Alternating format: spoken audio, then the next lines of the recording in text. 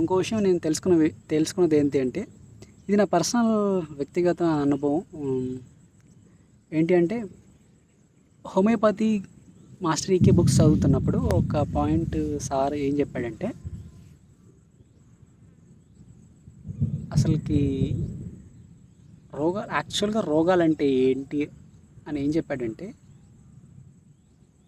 మ్, కోపం, ఈర్ష్య, అసూయ, ద్వేషం, ఇవి యాక్చువల్గా రోగాలంట. ఇవి ఎప్పుడైతే మనం ఎక్స్పీరియన్స్ అవుతామో, మన బాడీలో సర్టైన్ వైబ్రేషన్స్, సర్టైన్ థింగ్స్ జరగడం వల్ల మన మనస్సు అని అంటే, నాకు తెలిసినంత వరకు శరీరంలో ఉన్న ప్రతి అణువులో ఒక మెమరీ, ఒక సర్టైన్ థింగ్ ఉంటుంది. దాన్ని మనం మనస్సు అంటాం. మనస్సు అనేది దట్స్ నాట్ పర్టికులర్లీ ఒక అవయవంలో ఉండేది కాదు, శరీరం మొత్తం ఉన్న ప్రతి అణువులో ఉంటుంది. సో ఈ ఈ కోపం, ఈర్ష్య, అసూయ, ద్వేషాలు, ఈ నెగిటివ్ ఎమోషన్స్ని మనం ఎక్స్పీరియన్స్ చేస్తాము. చూడండి, ఏదైనా ఆవేశం వచ్చిన, కోపం వచ్చిన, పర్టికులర్ బాడీ పార్ట్స్ డిఫరెంట్గా బిహేవ్ చేస్తాయి. హార్ట్ రేట్ ఎక్కువ అవుతుంది, భుజాలు ఫ్రీజ్ చేస్తాం, లేకపోతే వణుకు వస్తుంది. సో సర్టెన్ చేంజెస్ జరుగుతున్నాయి కదా. ఈ సర్టెన్ చేంజెస్ ప్రతి సెల్లో అలాగే ఉండిపోతాయి. అలా ఉండిపోవడం వల్ల ప్రాణశక్తి, లేకపోతే ఏదైతే రోజు జరుగుతుందో, అంటే మన రక్తం సరిగా వెళ్ళకపోవడం, ప్రాణవాయువు సరిగా వెళ్ళకపోవడం, అక్కడ బ్లాకేజెస్ క్రియేట్ అవ్వడం వల్ల, ఇలా జరగడం వల్ల ఫ్యాటీ లివర్ అంటే ఓవరాల్గా ప్రాణశక్తి, ప్రతి సెల్కి కావాల్సింది ఏంది? ఆక్సిజను, ఎనర్జీ, అంతే కదా. ఆహారం, గాలి మనిషికి అలా అవసరం అవుతాయో, సేమ్ మన బాడీలో ఉన్న ప్రతి సెల్కి కావాల్సింది ప్రాణశక్తి. అది రన్ చేయడానికి సమ్ ఎనర్జీ తిన్న ఆహారం నుంచి వస్తుంది. ఇవి ప్రతి సెల్కి అందాలి. ఎవరు అందజేస్తారు? సర్టెన్ నర్వస్ సిస్టమ్, బ్లడ్ ద్వారా ప్రాణవాయువు, బ్లడ్ ద్వారా ప్రాణవాయువు, ఫుడ్ రెండు వెళ్తాయి. సో ఇవి బ్లాకేజెస్, మనం చెప్పాను కదా, ఈ ఎమోషన్స్ వల్ల మన బ్లాకేజెస్ క్రియేట్ అయినప్పుడు ఈ రెండు ఆ సెల్కి అందకపోతే, ఆ సెల్ ఫర్ ఎగ్జాంపుల్ ఒక ఆర్గాన్లో ఉంది అనుకోండి, లివర్లో ఉంది అనుకోండి, ఆ లివర్లో ఉన్న చిన్న చిన్న అణువులన్నీ ఓవరాల్గా ఒక ఆర్గాన్లో 100 కోట్లు ఉన్నాయనుకోండి, 10 కోట్లు చెడిపోయాయి అనుకోండి, ఆర్గాన్ ఫెయిల్యూర్ అవుతుంది, డిస్ఫంక్షన్, మాల్ ఫంక్షన్ స్టార్ట్ అవుతుంది. సో అలాగా ఏ ప్లేస్లో అయితే ఈ అణువులు బ్లాకేజెస్ని ఎక్స్పీరియన్స్ చేస్తూ ఉంటాయో, ఆ పార్ట్స్ డ్యామేజ్ అవుతాయి. అది డైజెషన్ కావచ్చు, హెయిర్ ఫాల్ కావచ్చు, మైగ్రేన్ కావచ్చు. సో ఇప్పుడు మనం చెప్తున్న రోగాలు అంటే migraine, sinusitis, heart failure, sugar, BP, these are symptoms of diseases. If you treat the symptoms, disease never be cured అని మాస్టర్ ఈకే గారు చెప్తున్నారు. సో సిమ్టమ్స్కి ట్రీట్మెంట్ ఇచ్చినంత కాలం ఒక సిమ్టమ్ పోతే ఇంకో సిమ్టమ్ పోతే ఇంకో సిమ్టమ్. అంటే తలనొప్పి కాకపోతే కాలు నొప్పి కాకపోతే నడువు నొప్పి కాకపోతే ఇంకో నొప్పి, లేకపోతే స్పాండిలైసిస్ కాకపోతే మైగ్రేన్ కాకపోతే ఇంకో నొప్పి. ఇంకా రోగాల పేర్లు ఎన్నైనా పెట్టుకో, ఒకదానికి యూజ్ చేస్తే అక్కడి నుంచి ఇంకో దగ్గరికి వెళ్తుంది. ఒక రకంగా చెప్పాలంటే ఆ నెగిటివ్ ఫోర్స్ని నువ్వు సరిగా అడ్రస్ చేయనంత వరకు అది ఒక పార్ట్ నుంచి ఇంకో పార్ట్కి వెళ్తుంది. సో నాకు కూడా అదే అనిపించింది. నా పర్సనల్ ఎక్స్పీరియన్స్ ఏంటి అని అంటే, నాకు 2015లో మైగ్రేన్, సైనసైటిస్ వచ్చాయి. అప్పటికి నా మైండ్ సెట్ ఏంటి అని అంటే, అసలు మనసు అనేది దాని గురించి కేర్ తీసుకోవాలి, దాని గురించి సరిగా వచ్చిన ఎమోషన్స్ని ప్రాపర్గా హ్యాండిల్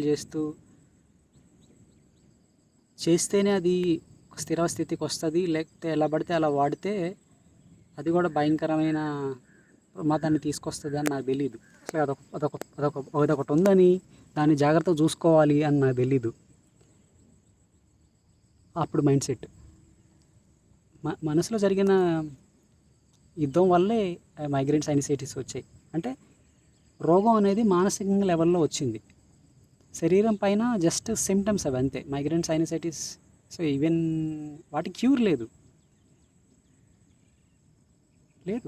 క్యూర్ లేదు. నా కేసులో ఏం చేశారంటే, మైగ్రేన్ అంటే ఏంటి, బీపీ పెరుగుతుంది. ఎందుకు పెరుగుతుంది? ఏదో పర్టికులర్ ఆర్గాన్కి సరైనంత ఎనర్జీ ఇవ్వకపోవడం, బ్లాకేజెస్, ప్రాణశక్తి సరిగా వెళ్ళకపోతే పర్టికులర్ పార్ట్స్కి. హార్ట్ పని ఏంటి, అన్ని మన కమ్యూనికేషన్ సిస్టమ్ ఉంటుంది మన ప్రతి బాడీలో. ఆ కమ్యూనికేషన్ సిస్టమ్ ఏ ఆర్గాన్కి సరిగా వెళ్ళట్లేదు అన్నది మొత్తం తెలుసుకొని సెంట్రల్ కంట్రోల్ సిస్టమ్కి ఇచ్చినప్పుడు హార్ట్ ఏం చేస్తుంది, కొన్ని పార్ట్స్కి ఆక్సిజన్ బ్లడ్ అందట్లేదు, సో పుష్ ఇట్ హార్డ్ అని అన్నప్పుడు, ఎక్కువ పుష్ చేసినప్పుడు కొన్ని సెన్సిటివ్ ఆర్గాన్స్ అయినా బ్రెయిన్ ఉందనుకో, బ్రెయిన్ సర్టన్ లెవెల్ కన్నా ఎక్కువ బీపీని బీర్ చేయలేదు. సో అలాంటప్పుడు ఏమవుతుంది అని అంటే, హై ఫోర్సెస్తో బ్లడ్ బ్రెయిన్లోకి వెళ్ళినప్పుడు ఏదైనా సమ్ బ్లాకేజెస్ కానీ బ్రెయిన్లో ఉన్నప్పుడు మైగ్రేన్ అట్లాంటివి ఏమైనా వస్తాయి. లేకపోతే పర్టికులర్ నర్వస్ సిస్టంలో ఇంబ్యాలెన్స్ ఓవరాల్గా జరిగేది ఉంది. సో నా కేసులో ఏం చేశారంటే, సో ఓవరాల్గా నర్వస్ సిస్టంలో వచ్చిన ఇంబ్యాలెన్స్ అది. సో డాక్టర్లు ఏం చేస్తారంటే, బీపీని సప్రెస్ చేయడానికి సమ్ ట్యాబ్లెట్స్ ఇస్తారు, బీపీ డౌన్ అవుతుంది, మైగ్రేన్ ఆగిపోద్ది. So they are not treating the actual disease in manomaya kosha. అంటే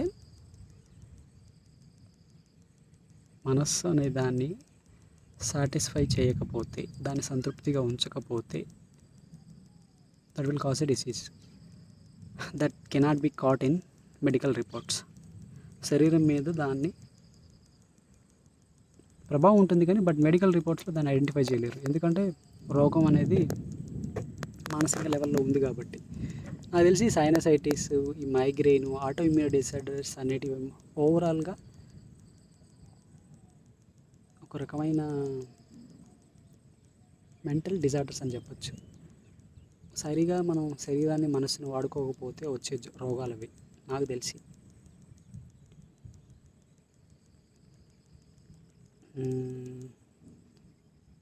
సో ప్రాబ్లం ఎక్కడుందో ట్రీట్మెంట్ అక్కడ ఇవ్వాలి.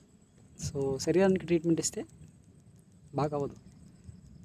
సో హోమియోపతిలో కూడా అదే చెప్పారు, డిసీజ్కి ట్రీట్మెంట్ ఇస్తే పేషెంట్ రిలాక్సేషన్ పొందడు కొన్ని రోజుల వరకు, తర్వాత మళ్ళీ వేరే రూపంలో వస్తుంది. సో ప్రాబ్లం ఎక్కడ ఉందో ఐడెంటిఫై చేసి దానికి ట్రీట్ చేయనంత వరకు దిస్ విల్ రిపీట్ అంతే.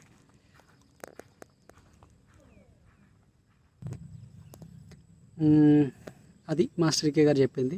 సో అవలక్షణాలైన వాటి మీద వర్క్ చేయండి, సో ప్రాబ్లమ్స్ రావు. శరీరం మీద వచ్చే ప్రాబ్లమ్స్ జస్ట్ సిమ్టమ్స్ మాత్రమే.